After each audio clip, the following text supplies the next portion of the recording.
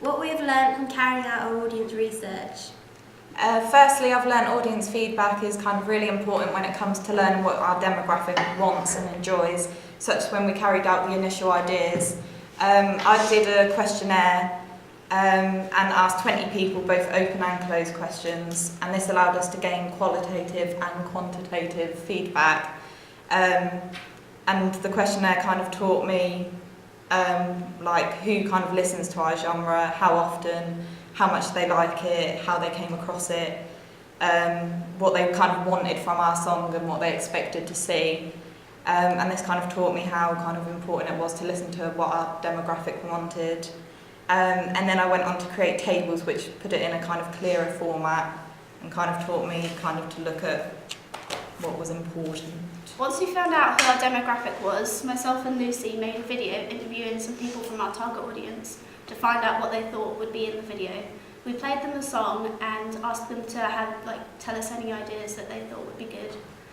Some of the main ideas that we found were like sort of natural settings, like a beach come up a few times, and like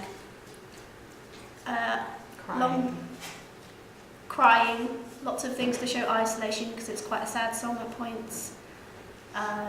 The idea of a relationship came up quite a lot within the feedback. Emma said that it was sort of like Taylor Swift's song, so it could be portrayed like that she had cheated on the man, or like they were at a prom kind of setting. We then went on to do our record label and thought of multiple names. We kind of did that as a group, thinking of like Auroral Records, Phonic Records and Amity Records. And we kind of all thought of these in a way that suited our genre, but and then went on to kind of as a group make a tally of this. We felt it was important to kind of learn what our target audience wanted from a name and what they kind of felt best represented like our artist, our genre, and what they kind of expected. Don't know if anyone wants to add anything.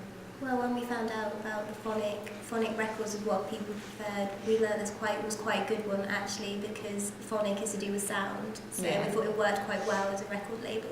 Yeah.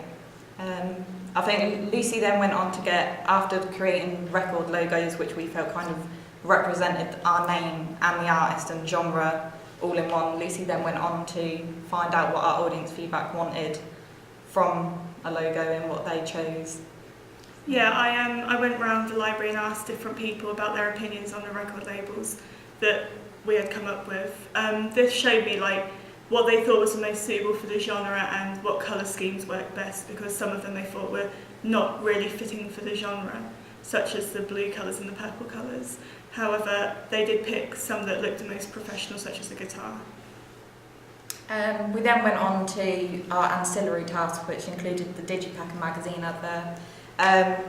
Firstly, we did the Digipack, and the feedback for that, again, I carried out a questionnaire in which I handed out to 20 people. I mainly handed it out to people of our target demographic, as we felt we could learn more from them, as this is what we were trying to appeal to. But we also got a few teachers to fill it in to kind of get their feedback of like the overall image and kind of learn what kind of perhaps our secondary target audience would want in it as well. I kind of learnt that the opinions of our audience is really important in this, because in carrying out the questionnaire, it was like an easy way to carry it out, but by using both qualitative and quantitative and kind of like open and closed questions, it allowed me to kind of find out how much people were willing to pay for our Digipack, which one they preferred, what they liked about it. So some of the things were kind of like that they liked the colours and the filter, and they felt like the images were professional. Whereas like the main kind of criticism I think that came up, which we then corrected, and this was something that we learned from our kind of questionnaire, Digipack feedback in general, was that people weren't keen on the font we were using on it, because it was very like unclear to read, and it kind of like distorted them in a way when it came to kind of looking at the Digipack. So this is something we kind of learnt from carrying out the questionnaire, and it kind of allowed us to then learn what we could retail it at if we were to further progress with it in terms of price, and by gaining kind of constructive criticism and praise allowed us to kind of further improve it. I then carried out the magazine advert research, and I went round the sixth form looking for people to take part in the video, as this was also our target demographic. I chose 2 sets of people, including both genders, and I asked them what they liked about it and what they didn't like about it. And I've learned that from their opinions of our target audience, that although they did like it and gave us good feedback, they said that the fonts were a bit too big within some areas, and the name of the artist and his song were the same size, and that took away from the artist himself, as he's quite unknown anyway. But they did agree that it was for the correct genre, but said that if they saw this in the magazine, it would catch their attention. However, due to the artist being unknown, they may be unsure of why he's actually posing, because the name of Broken Strings was quite small in some of the magazine adverts. We then, in regards back to our music video, throughout the entire kind of task and receiving feedback, we'd produced a rough cut, and we then felt it was important to get the audience feedback and learn from that what we could improve upon, as we'd already kind of carried out a basic representation of what we felt our video was going to look like, but thought it would be important to kind of learn what our audience wanted to see in it as well, which is why Lucy and Catherine carried out a video to do that.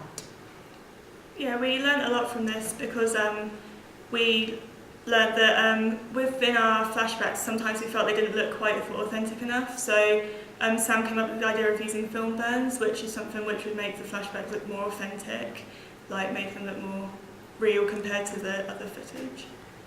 He also told us about some edits that would make our footage look more professional, such as Crushing the Blacks and other stuff like that. Because Crushing the Blacks gets rid of sort of the shadows and brings it out from the light.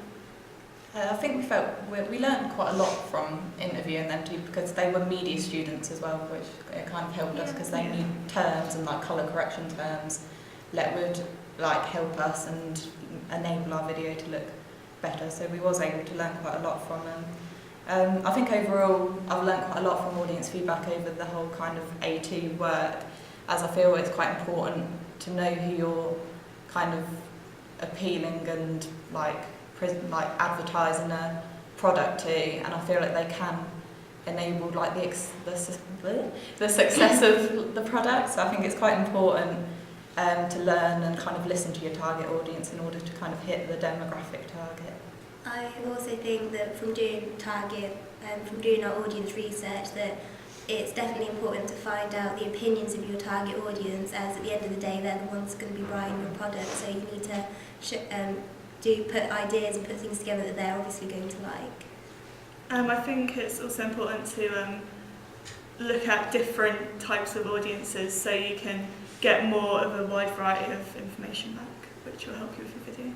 Yeah, I think it's important because you get more of a range of opinions, and then you get ideas that you might not have thought of yourself, and then it helps because then it will appeal to more people and your target audience better.